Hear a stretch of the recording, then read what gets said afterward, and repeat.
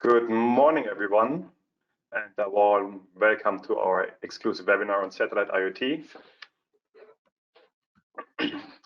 It's a pleasure to welcome you to today's session, which promised to be an enlightening and engaging one. My name is Elmar Konert, and I have the pleasure of serving as the Group Digital Marketing Manager at AcalBFi, and I will be your moderator of today's session and guide you through our webinar about the world of satellite IoT. Before we start, I would like to take a moment to introduce our esteemed speakers who are experts in industry. So first up, we have Nicolas Damour, who holds the position of Senior Director for Strategic Partnership at Semtech, who is bringing a strategic edge to our discussion. Carlo Tonella is with us as well. He is the Senior Product and Marketing Manager, LoRa ICS at Semtech, and he will offer a deep dive into the product landscape.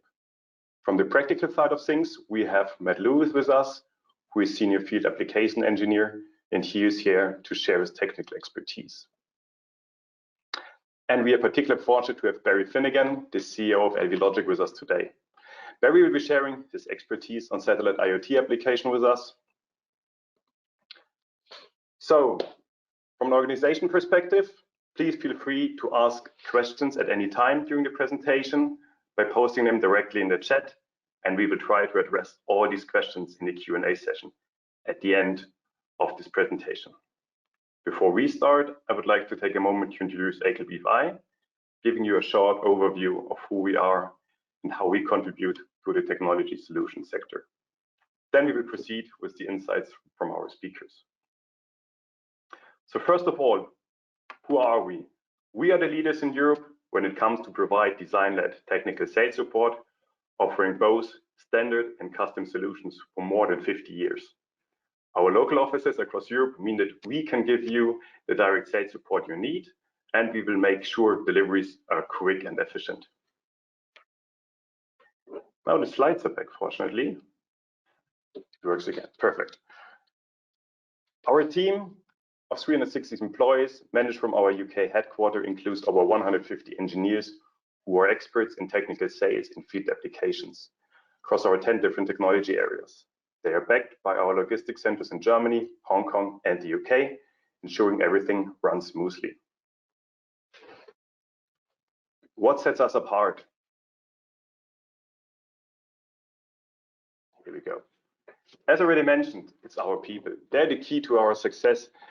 And we have more than over 360 people, including the 150 engineers, focused on technical sales and practical application. They're the reason we can handle any customer request and challenge so well. Within our business, we have 10 different technology groups.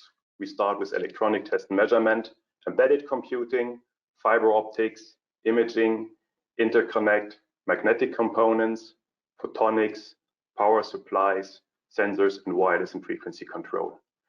We have teams of sales engineers for each of these technology groups, and they are providing you with expert advice and the knowledge to discuss your application at eye level.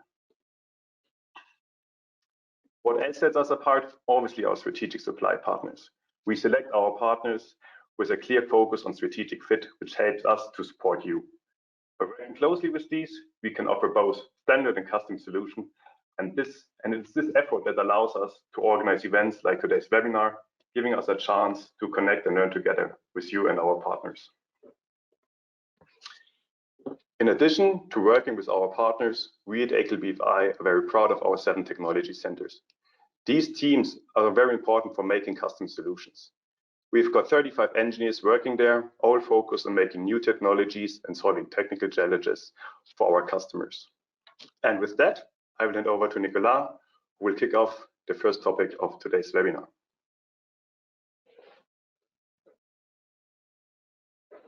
Thank you very much, Elmar. So, hello everyone, good morning. So my name is Nicolas Damour and I'm with Semtech Corporation.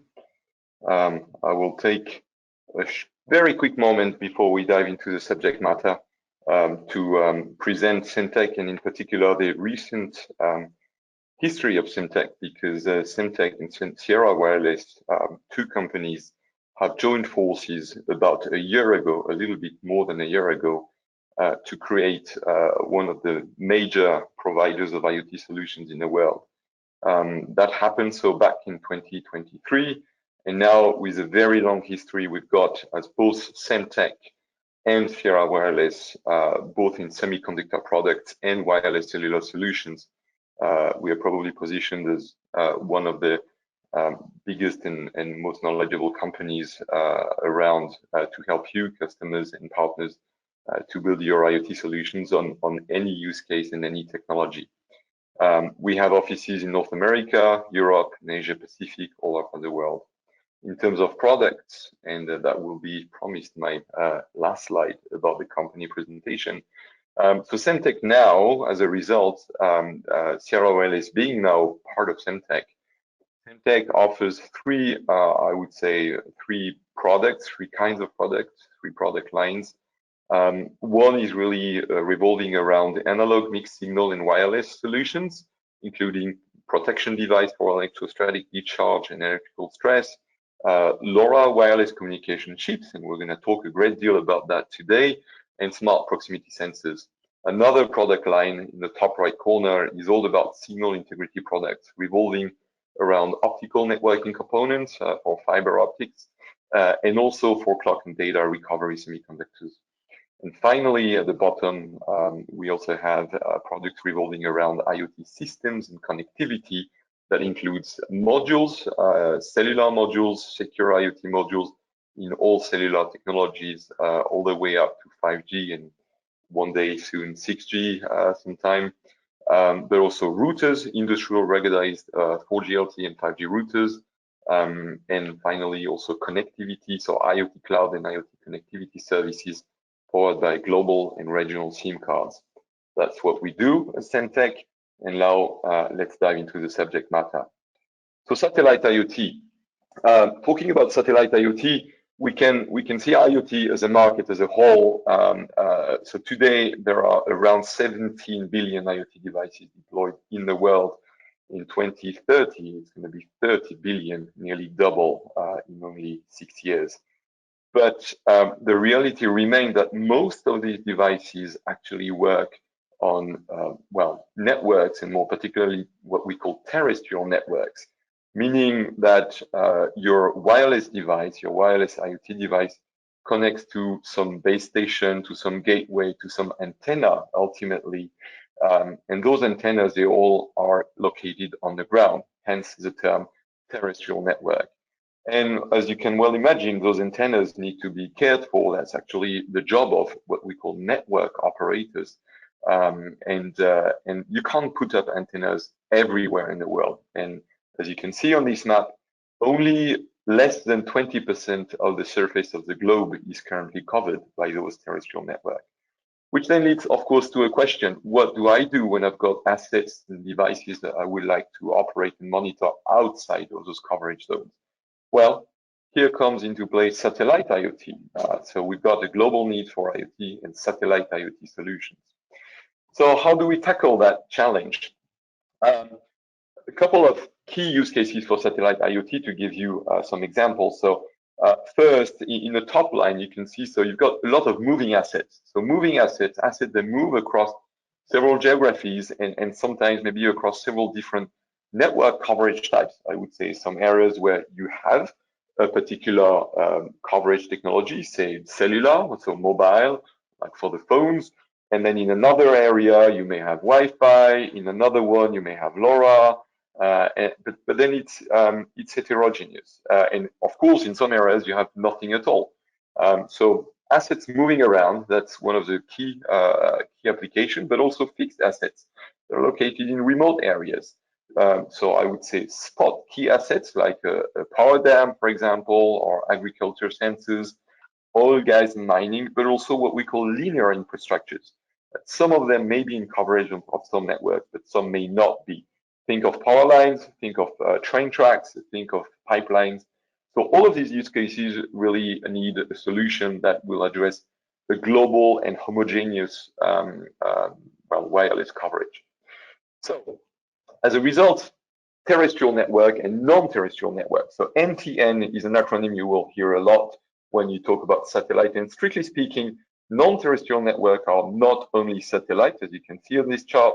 It could be antennas put on satellite, but also on high altitude balloons, or even on airplanes, aircraft, so plane-borne stations, even on some drones. So as you can see, this is the range of non-terrestrial networks, in particular satellite, and these technologies are decades old. I mean, satellite communications have existed for decades now. But in the recent past, since I would say 2019, a little bit earlier, probably 2016, 17, as the Internet of Things was starting to explode, really, there was an interest from ecosystems, standardized ecosystems, in particular the 3GPP Standards Organization and the LoRa Alliance, to look at those non-terrestrial solutions to provide a standardized ecosystem and standardized solutions that will bring scale and the benefits of an ecosystem to these satellite solutions. Meaning, so in terms to give you some insights into what you should think about when you look at satellite IoT solutions, first is the orbit of the satellite you're looking at. Granted, I just said that NTN solutions are not just satellites, but the vast majority of the solutions out there will really be based on satellites. But there are several use cases, several cases really. So from the low Earth orbit, LEO, that's the lowest altitude between 500 and 2,000 kilometers, through medium Earth orbit to the very famous geosynchronous orbit, sometimes called geostationary, which has a characteristic that you can see the satellite from the ground not moving, which grants a number of benefits that you can point your antenna and you have, well, permanent coverage. Now, the downside of that, of course, is that because the satellite is not seen as being moving around the Earth, well, you either have coverage in a permanent way or you don't. And it covers only a region like Europe or America or Asia. So that's a characteristic of geostationary. And you could even have what's called high Earth orbit above the 36,000 kilometers of altitude. So you gotta take care of this question around orbits. Which orbit have the satellites you will be using? That your network provider can tell you that. And then another thing you need to be aware of is access to spectrum. So access to spectrum is always important because as for terrestrial solutions, you have what is called licensed spectrum, and you can see here in the electromagnetic spectrum, so the frequency band that are used, the satellite bands are typically between 3 gigahertz and 30 gigahertz. And inside that, you have what's called the L band, S band, C band, X, and so on. And out of that, the 3GPP Standards Organization has standardized number of bands. They're called by numbers. So you can see here, band 256, 255, and 254 and 3 are the actual licensed bands used by the 3GPP NTN solutions. So this is important to know that the actual module, the actual device you'll be using can actually use a correct band because there are regulations around that and you cannot do whatever you want. Even in so-called unlicensed spectrum, so bands that you can use as a network operator without actually paying for that, there are some rules to follow, and we'll get into that with Carlo when he will be speaking about the LoRa-based solutions. So satellite orbit, satellite spectrum, and let me give you a final word about the actual work that's going on at 3GPP, which is the standards organization for cellular solutions, including IoT. So, like I was suggesting before, the rationale for standardization in any standards organization, be it the 3GPP or the LoRa Alliance, is to bring scale. Because if you're using devices that are produced at mass scale, you will benefit from the economies of scale in device production, in the knowledge spread of those technologies, in network solutions. So all across the value chain, you will be making the benefit of these scaling effect.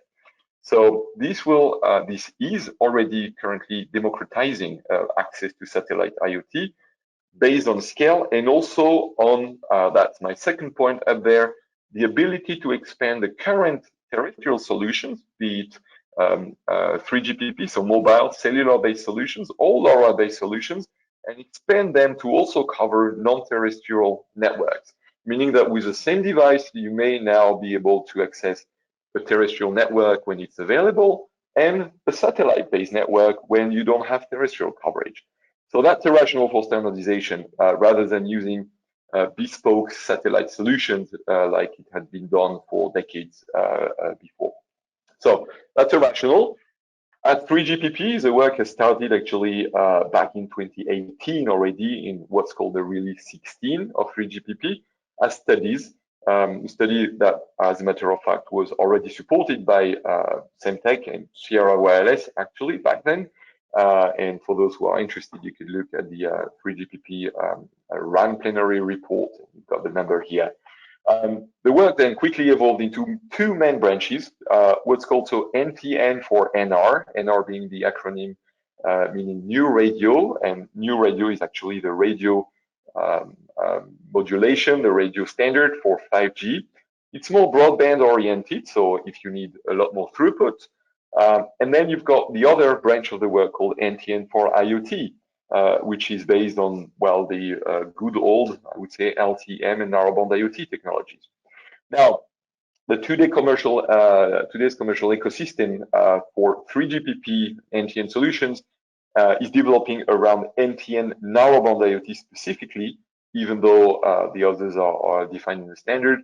One of the main reasons for that is the nature of the spectrum usage of narrowband, requiring only 200 kilohertz of actual band and spectrum, makes it a lot easier to manage. And also from a commercial perspective, spectrum is very expensive. And so the usage really revolves around NTN narrowband IoT solutions today. And we'll see after Carlo has spoken with Matt how this is currently being used. So that's all for me, and I will now hand over to Carlo. Thanks, Nicola, very much for this great introduction about satellite IoT and how we are enabling it. Okay, at this point I propose to have a quick dive into the LoRa satellite landscape and see how the technology is today mature for commercial services, and even most importantly, how market adoption is taking off with real deployments. Okay, great. So since few years, we've been indeed experiencing a continuous growth of companies choosing LoRa for their direct-to-satellite IoT solutions. Namely, we have Eutelsat, starting from the left, EchoStar, Lacuna, Plan S, and Fossa Systems that have already made public communications about available solutions or future plan for platforms leveraging LoRa. But I'm also very confident that others may join the wagon within the next, let's say, 12, 18 months. A special case is Kineis, was recently joined the LoRa Alliance and is collaborating with the ecosystem, with the whole ecosystem to ensure interoperability between the proprietary satellite system and terrestrial LoRaWAN coverage. What is really very important is to highlight is that everyone sees a big value into proposing direct-to-satellite IoT solutions as a complement and in a synergy with the multiple flavors of LoRaWAN networks. For all of those companies, the strong business rationale of adoption for LoRa is to unwrap plans within the frame of LoRaWAN is really driven by the possibility to leverage from day one the broad and diverse LoRaWAN ecosystem, which covers the full value chain from sensors makers to turnkey solution providers. This has been very well also emphasized by Nicola previously. And the second point I will say is advantage of a flexible technology that today is capable to guarantee very low power performances and low cost for the final user. We can say that those 3 points are basically the constitutive DNA of LoRaWAN and are essentially the driving forces of its successful market adoption.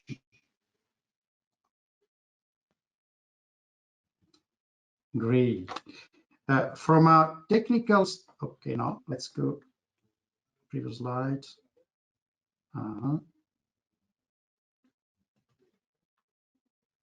Okay, so from a technical standpoint, I was able to all cases the geostationary scenario on the left.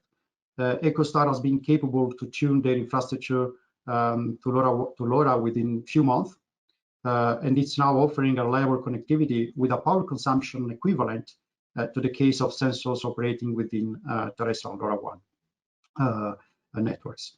On the right, for LEO constellations, the intrinsic Doppler robustness of LoRaWAN in terms of physical layer, but also in protocol, and the very inexpensive gateway hardware lead to a simple and very cost-efficient deployments on both ISM and licensed bands.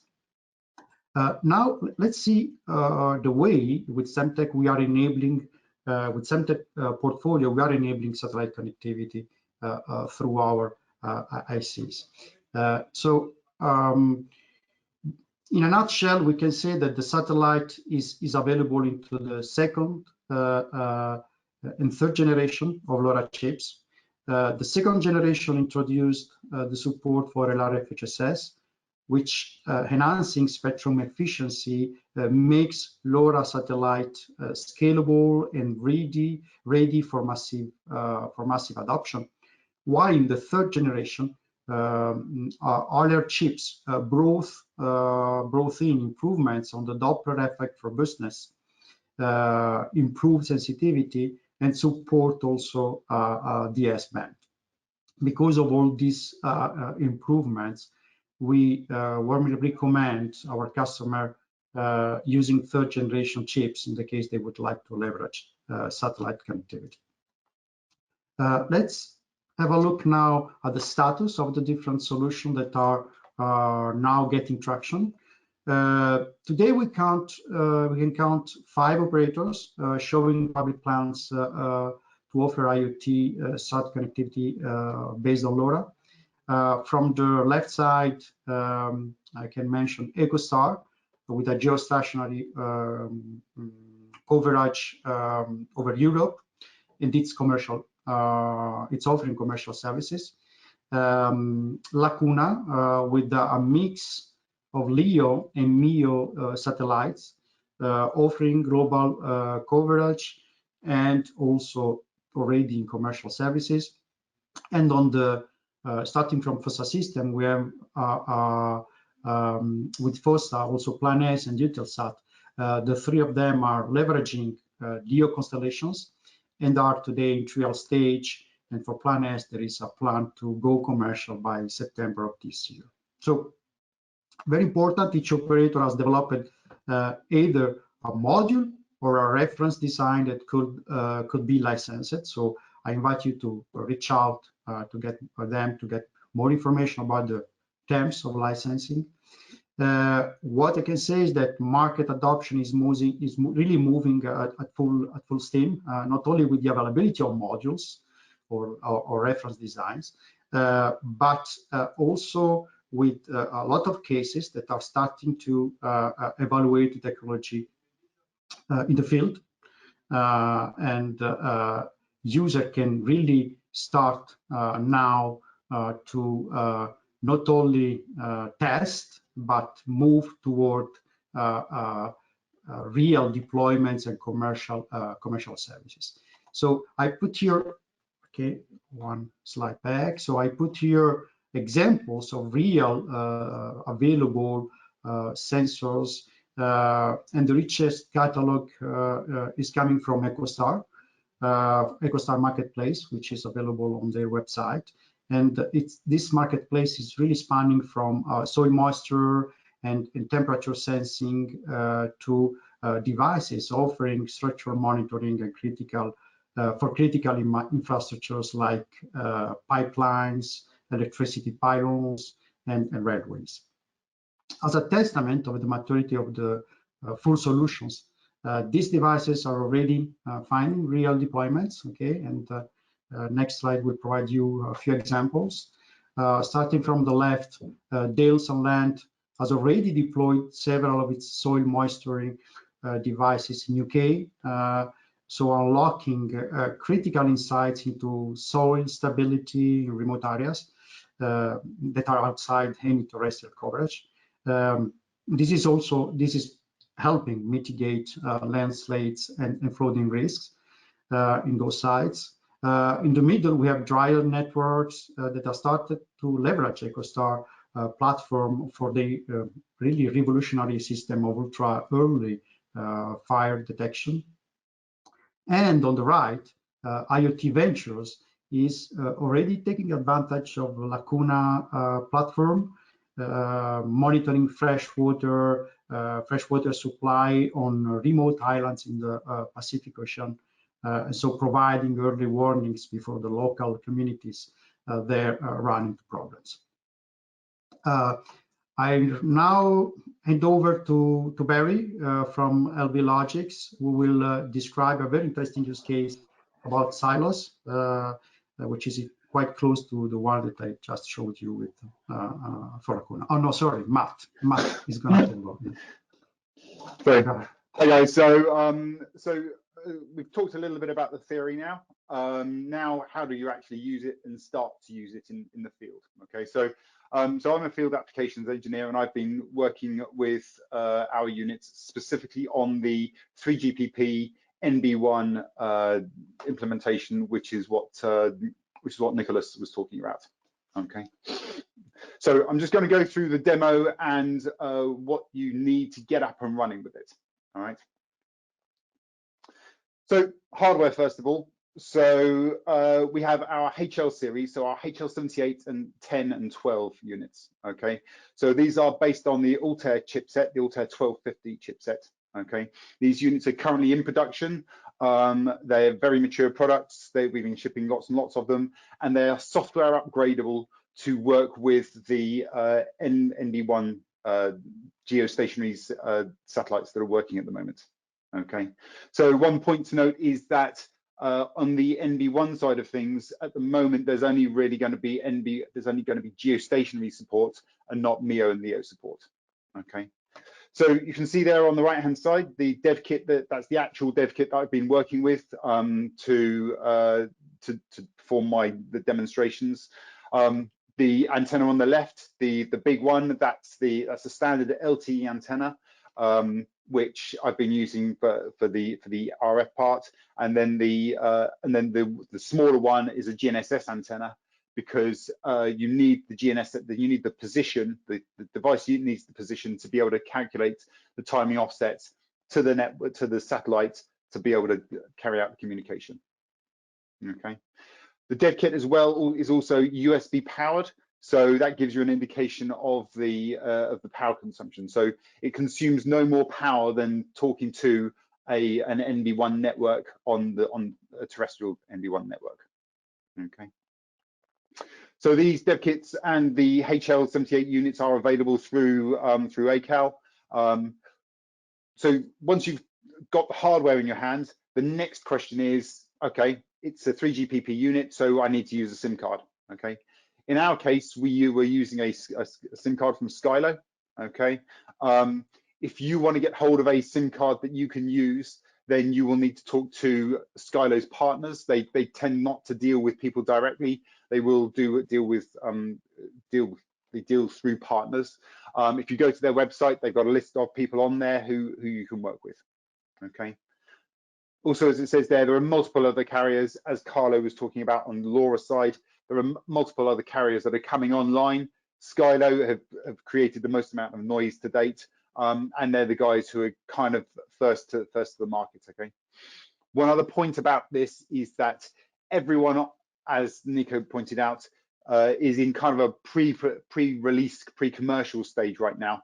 Our unit works. It works really, really well and reliably. The hardware itself, from a terrestrial networks perspective, is in commercial production, but from an NTN perspective, we're in pre-release phase right now. That goes for our hardware as well as most of the carriers as well. Okay.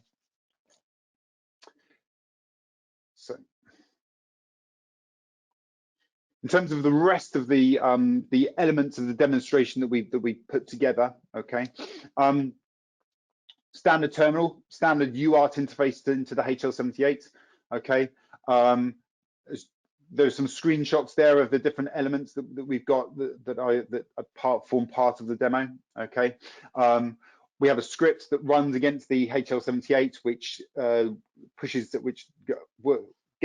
starts up the GNSS, gets the position, allows the device to attach, pushes data to the cloud server. Okay.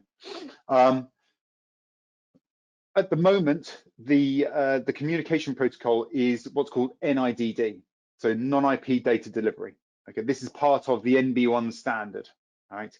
The reason that NIDD is being primarily used at the moment is because it's very, very efficient in terms of the bandwidth that it takes to send some data. Okay, most people who are using terrestrial networks will be using either TCP or UDP sockets, and they'll be running security on top of that as well. Okay, NIDD is kind of like is a messaging type protocol. So you will then send a command, it will push the data into the cloud, and then you will have to access that data through APIs from the Skylo cloud. Okay, so to do that, for the demonstration, we've got a REST API. We've got you get a key from Skylo, which will allow you to authenticate with their direct cloud, and then you can use those APIs to push data to the device in the field, and also to pull data from the device in the field. Okay. Additionally, you can use those APIs to tell you when the device has been attached, detached, when data has been delivered successfully, or if it's failed. Okay. And then as part of the endpoint, we just use bScepter as an endpoint, which shows you raw data coming from those Skylo APIs in the field. As data comes in, you'll see it coming out. So the REST client API and the endpoint on the internet would effectively be your AWS Azure clients, but to show you transparency and show you how it actually works, we've used these elements rather than those cloud services. Okay. So that's how you demonstrate the system. We have a video which explains all of those individual elements, how you set them up. Okay, and that's available upon request, as is the test firmware that's available to run on the HL78 series of products as well. Okay. Okay, and with that, I will hand over to Barry to talk through his application. Hi there, Barry Finnegan is my name. I'm CEO of Level Logics. We're a silo monitoring company based in County Meath in Ireland. We're present in about 20 countries, and we've just about 1,000 silos monitored across our population. I can't move on the slide, sorry. So, thank you. So we're a relatively new company. We were established in 2018. Our core skill set and our core activity is we provide silo levels using our unique silo monitoring sensor and our bespoke platform. Well, we monitor, as I said, close to 1,000 silos. We've our projections for the next 18 months to 2 years is in the region of 3,000 silos. It's actually a reasonable number of silos in our projections, and the time frame is realistic there based on market demand. So the technology we have a patented sensor. We use a laser sensor, but we have a bespoke just-in-time cleaning method that we employ on the sensor.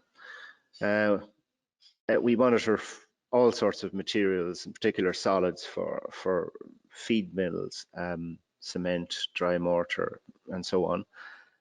And we currently use the Semtech cellular comms in a lot of our installations, and are excited about the NTN applications. One of the key points that was mooted was the availability of coverage. 80% of the world has no coverage in cellular terms. So NTN would change our world and our business dramatically. Just a commercial overview. These are some of the brands we work for. We work all through Europe and have a good foothold in the United States now, starting work there with some decent companies. So really quickly, how it works is we put a sensor, our laser sensor, at the top of a silo. We shine a laser to the bottom of the cone. We capture the data up to every 3 minutes, in a high volume environment. We capture the data, we log it, and then we transmit it back to our own cloud. The data is then scrubbed. We put a lot of, we've taken all the complexity out of the product and put it in the cloud, and we've tried to really drive the cost of the product down. So the product form factor obviously sits on the silo, has a sensor protruding through this top skin of the silo, and is manipulatable in the fashion you see there. A really quick introduction on how the sensor works. We're able to clean the sensor because the laser knows that it's dusted up and has dust on the lens. So it firstly detects the issue. It then cleans itself as the video portrays there. So it's a self-cleaning sensor. We have an EU patent granted and so on. So so that's the sensor. We typically work in feed mills. Some of the applications we have are in feed mills across the EU. A typical feed mill could have up to 200 silos. We see the normal silo monitoring mechanism is the manual checking, somebody opening a hatch, shining in a torch, and then filling out a board like that one in the bottom. So silos can be up to 30 meters tall. They can be accessible by external ladders. So it can be a very dangerous activity. It can be very time consuming if you're checking levels a number of times a day. So our technology reduces time, but mainly it enhances safety and reduces risk on the sites. Another typical application where NTN would really shine, we believe, is in fish farming. We've got a number of silos monitored on barges in the Atlantic. We know there's 3,200 of these barges, for instance, around the coast of Scandinavia, and Norway in particular. So the autonomous monitoring of silos on those barges is something that's starting to take hold. So NTN in that situation would be a gift, because currently we've got to set up networks on these barges, which is cumbersome. So we're seeing that it's the NTN, the application of NTN would be on a per sensor basis would be a really strong point for us in our business, in our particular niche. Other applications such as silica and cement, we monitor very large silos in really tricky areas that could be mountainous and have coverage issues and maybe spotty coverage, and in particular coverage that varies with the seasons. So the ability to avoid that seasonal coverage challenge is really one that we would take on. So this is a typical application, one we have in Austria on a business who maybe empty their silo four times a week. So this through businesses with a very high throughput.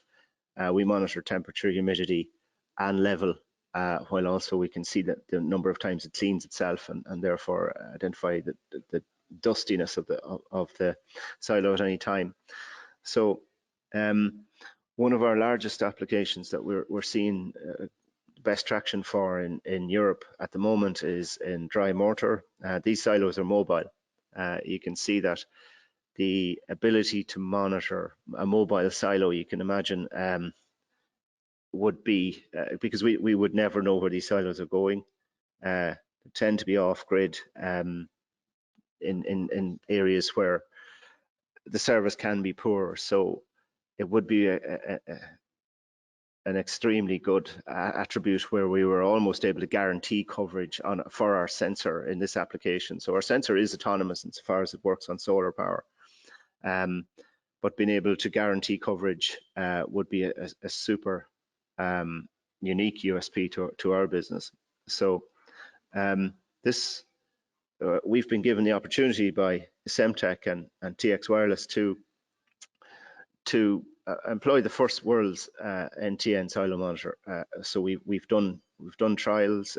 We've been the first to achieve the remote monitoring of levels using the Sierra Wireless end-to-end IC that we've got embedded on our hardware. So it's been a great experience. We're looking forward to rolling this out in much larger numbers, achieving scale, and essentially fixing a problem that was heretofore very, very difficult to solve. So thanks very much.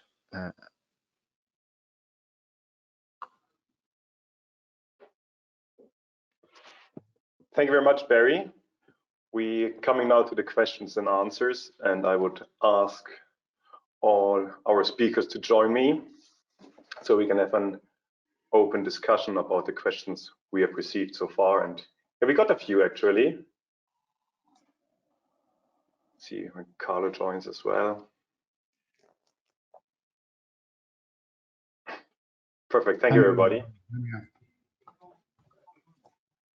So the first question we have received is the technologies are commercially available already today. Nicola, do you want to take it? Yes. So the commercial availability, I mean, Matt hinted to that a little bit. So it depends on the 3GPP cellular side.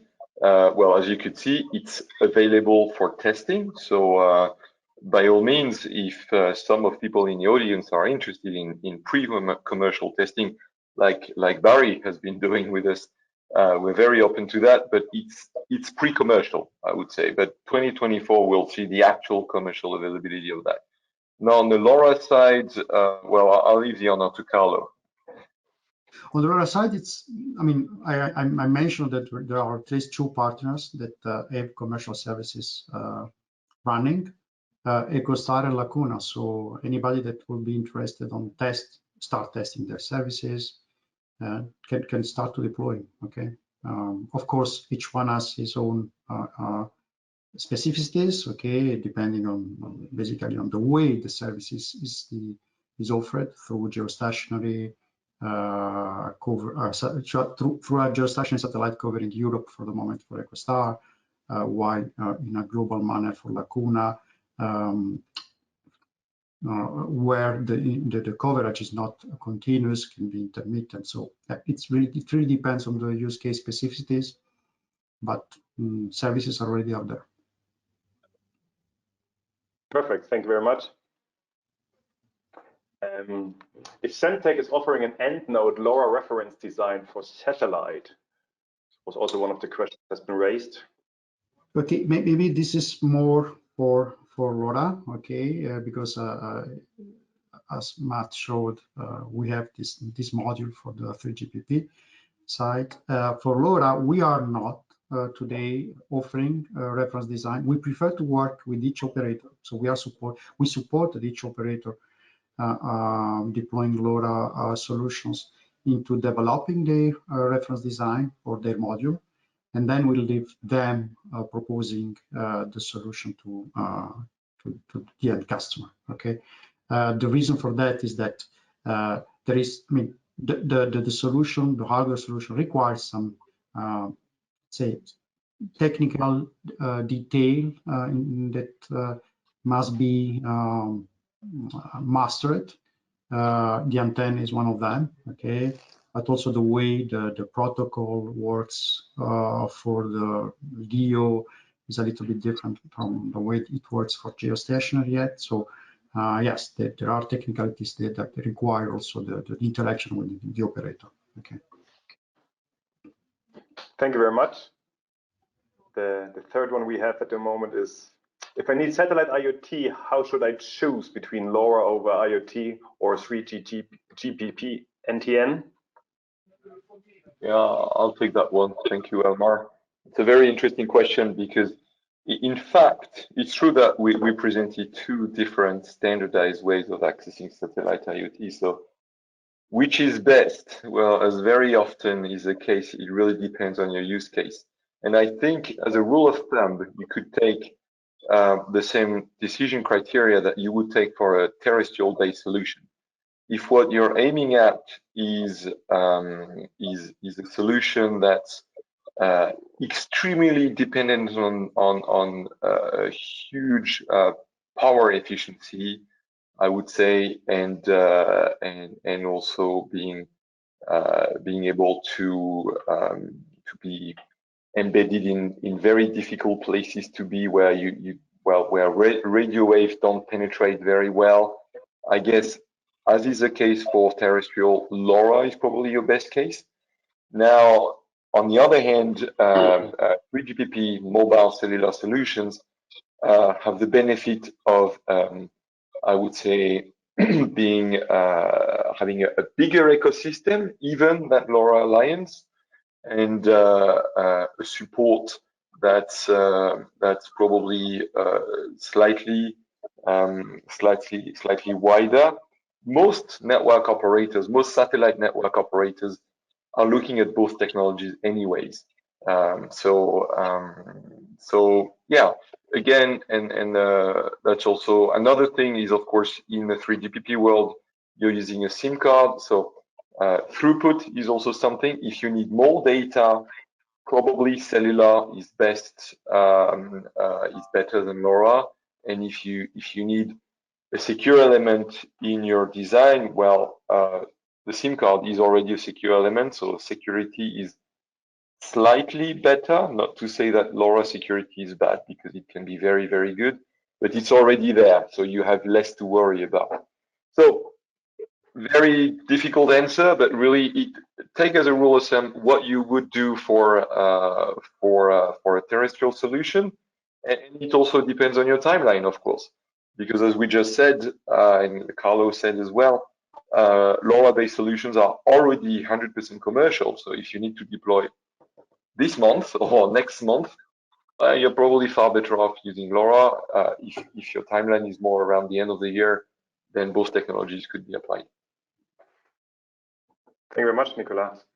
We got also a question really about the security point, where we've been asked if the experience was that during the last year, the user had deeply security issues in satellite communication, because of ours, the IoT devices were strongly protected. So he wanted to know what your point of view would be on this.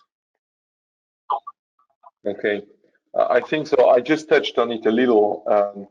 One of the main differences is really that so there are two main differences in the terrestrial world. One is a SIM card that you have in cellular, you don't have in LoRa. In LoRa, of course, you can use a hardware secure element, which significantly improves the security at the same level. The security is already very good. I mean, there are lots of papers on the LoRa Alliance website around the LoRa security. You've got two keys. One is the application key, you've got the network security key. So you're already quite good. Another difference that would be applicable in a terrestrial case is that it depends on whether you're using a network that you operate yourself, a private network, which is possible in LoRa, which is not possible in cellular. Now, in satellite, you cannot operate the satellite network yourself. So you're relying on the good security that's provided by the network satellite network operator. And so the network security is extremely good, because the base stations or the LoRa gateways, essentially, in a lot of use cases, and Carlo had a slide about that, in a lot of use cases, the satellite is only, think of it as a mirror, and the actual antenna is actually on the ground. And in the satellite use case, you don't have so many antennas on the ground, so the security can be very, very good. So overall, I would say, well, using standardized technologies, by the way, is another benefit in terms of security, because you're using solutions that have been proven by a lot of people. And so, as is the case for software, I would say, if you rely on open source security libraries, you're better off than if you were building the security by yourself. I don't know. I'd like to add a little bit there. So I mentioned for the demo we're using NIDD, and so for the communication from the satellite to the cloud APIs, the security is good. And then there's authentication, cloud to cloud authentication from the Skylo APIs to whatever Azure or AWS or whatever cloud provider you want to use.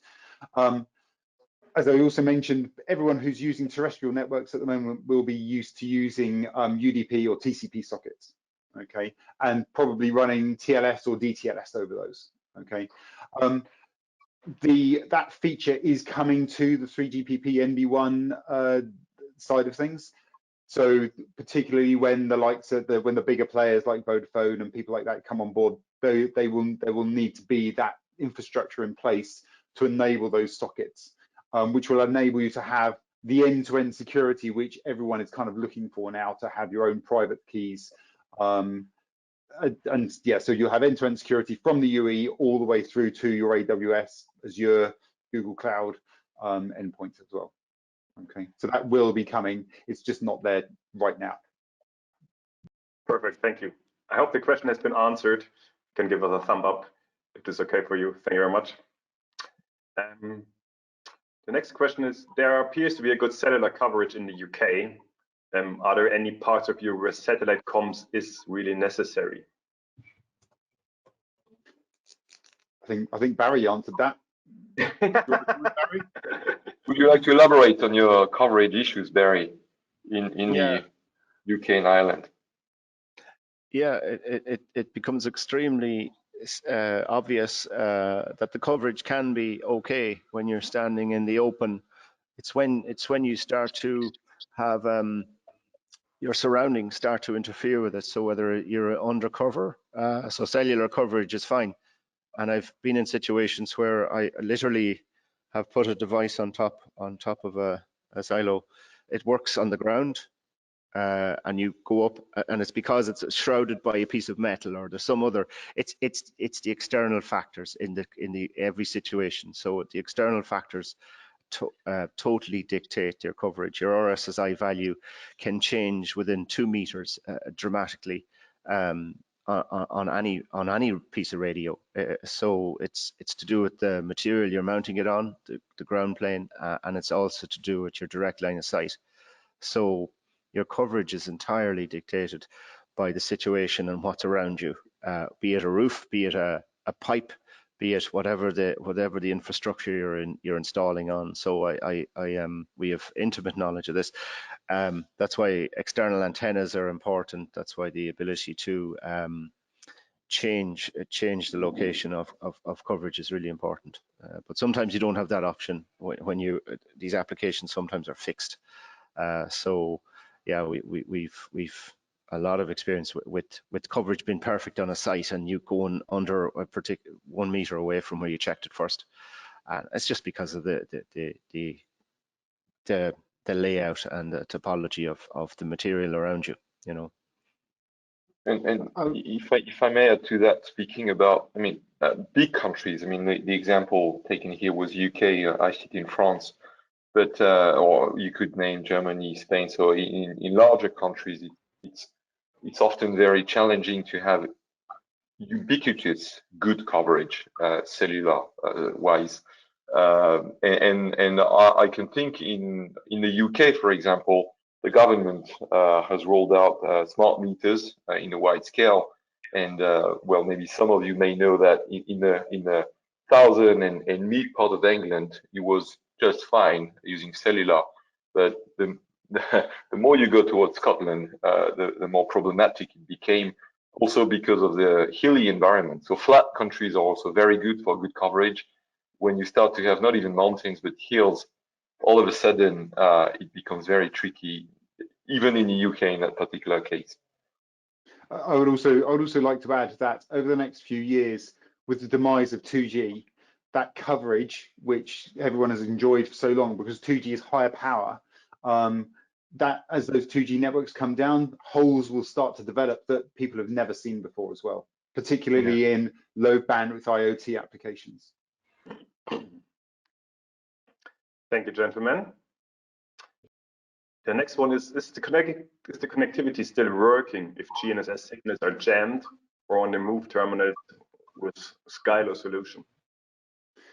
So if the device is slightly sensitive to movement, it's not that sensitive.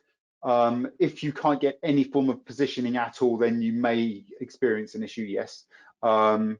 We certainly, when we were working with Barry initially, we had an issue whereby they provisioned a device and then moved it 30 or 40 kilometers and then it didn't work, and we're fairly sure that was down to the positioning. But if you're in a vehicle and you're traveling, then getting a GNSS fix, using that fix will be sufficient for you to start sending data. You will probably need to update that fix periodically to maintain that connection. But the satellite connections aren't necessarily intended for real-time data. So you do need a position. You can enter it externally. You don't have to use the GNSS on board the HL78. You can use an external GNSS, which may have better ability to get positions in difficult position, to maintain position, velocity, time information in more difficult circumstances. Thank you very much, Matt. There are standard tools to encrypt data using TCP or UDP, like TLS, and how data protected when using messaging protocols like NIDD. Do you want to take that, Matt? The security when using NIDD. Yeah, so I think we answered that partially. So with NB1, it's the same as LTE. You've got frequency hopping. You've got you've got the general structure of the LTE signals. You've got automatic authentication over the link as well, and then the authentication between the Skylo and cloud APIs and whatever cloud provider you're using provides authentication as well. And then on top of that, there will be an evolution of the service to use UDP with DTLS. It's just that at the moment, everyone's very focused on the fact that satellite connectivity is more expensive than terrestrial connectivity, so they're focusing on efficiency of the link. I think prices will come down to cater for those requirements that people have for security, because they're going to have to. Thank you. Got another one, which is, as access to 4G NTN will be via SIM cards provided by terrestrial carriers, but there's not much information about progress in these contracts with the actual satellite providers. If you can give any more comment on when contracts will be available for solutions to be deployed, and also with NB1, how is the roaming connected between terrestrial and satellite managed? I'll take this one. Very good question. So as far as we can see, a lot of network operators, and in fact, Matt alluded to that talking about Skylo, they will not necessarily be selling the SIM cards themselves to access their satellite NTN connectivity solutions. What you're more likely to see, and that's what we're starting to see, is that you will actually be buying SIM cards from your regular network operators. And here I should mention or remind everyone, as I was saying in the presentation of Semtech, Semtech is also an MVNO, a network operator, and we certainly have plans to include NTN connectivity within our SIM cards. And most network operators will be certainly doing that. In fact, at the end of February, there was a public announcement by Deutsche Telekom to do just that. So the way for customers and customers to access that connectivity will be either through your regular big network operators, Deutsche Telekom, probably AT&T, so these big guys, Vodafone, Orange, and so on, but also through your regular specialized IoT network operators such as Semtech. in terms of roaming, it works just in the very same way as roaming does today on terrestrial solutions. So there's not a whole lot of technical work to be done for the behind the scenes technical integration for roaming. Thank you very much. There's a question about antenna design actually. So can a standard antenna be used, and how forgiving is it in terms of direction, etc.? Yes, the standard antenna can be used. I used one on my dev kit without an issue. The guy that our development team used the standard antenna for their testing as well. So there isn't anything special required. What I would say is that one day I did end up having to test in the pouring down rain at an operator. We tried it in a concrete car park and it didn't work very well. So we had to move to the bike shed, which was a polycarbonate shell, and then it worked quite well. So you do need to have a reasonable view of the sky, and ideally you do need to have a south view of the sky, but you don't need to implement something like a phased array or anything clever like that. A standard LTE antenna will work. Perfect, thank you. The next one is, why not doing NB1 with LEO? Are there offerings available with LEO constellations? I'll take that one. Very good question. We could see from Carlos' presentation that LoRa solutions use both GEO and LEO today. Of course, 3GPP NTN has been designed for LEO as well. As I was suggesting, we are now in pre-commercial phase. So what is being tested is the easiest way, which is GEO right now. But it will be, well, 3GPP NTN will be using both GEO and LEO. And from the customer's perspective, you shouldn't see a lot of difference. There's going to be issues around, well, satellite tracking and so on, but same as for LoRa, really. So both solutions will exist on the market by the very same operators. Thank you. There's a question about latency time of satellite applications. Is any of the SAT constellations providing ISL, so inter-satellite links, to speed up the downlink of the received message? Can you repeat, please? Say again. Oh yeah. Is any of the satellite constellations providing ISL to speed up the downlink of the received message? That's a very technical question. Thanks for that. So I'll speak for 3GPP and maybe Carlo, if you want to elaborate for LoRa ecosystem. It's not excluded. It's really a matter of how the network is being set up by the network operator. I'm not entirely sure it would actually speed up. And I think you're probably, well, it also depends. I mean, if we're talking about LEO constellation, so it's not excluded, but I think back to the issue of latency, you can achieve very good latency. The revisit time, of course, could be an issue when you're using LEO, so waiting for a satellite to show up if you don't have many satellites. But using inter-satellite links really depends on the satellite operator and on the actual satellite constellation operator. Carlo, do you want to give another explanation?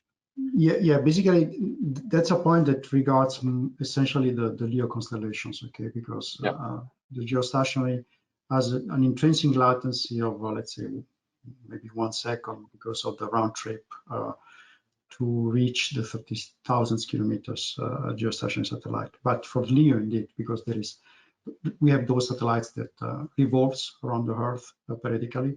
So the point is essentially for those kind of deployments. As far as I know, I don't see plans to add this feature in the satellites leveraging LoRa or LR-FHSS. And this is also something that characterizes to some extent the use case that can be addressed by those satellites. So very low latency, let's say in the range of seconds. The LEO constellation today, it's not I mean, I don't think it's the best fit, and I would more steer customer toward a geostationary offer. Perfect, thank you very much. We need to look at the time, and we are really running out of time at the moment. We have more than 30 outstanding questions. So we will definitely answer the questions from the audience. So we are collecting those, and the gentleman will come back to you with answers on your questions. So you don't have to worry about this. So as we conclude today's webinar on satellite IoT, I really want to thank our speakers, for all of you joining us and sharing this informative session. Before we say goodbye, I would like to mention that AcalBFi and also Semtech are exhibiting on the 9th to the 11th April at the Embedded World Show in Nuremberg. So you can find us, AcalBFi in Hall 3, booth 320, and Semtech you will find in Hall 5, booth 227. So we would really look forward to connect with you in person, to discuss our latest solutions, to discuss your project. And for those who are interested in attending, really please feel free to reach out to us and ask for free tickets. We have tickets for you available, and we would be more than welcome, to see and meet you there. So thank you once again for your participation today, and we hope to see you at Embedded World and wish you all the best until then. Thank you very much, everybody. Bye. Bye.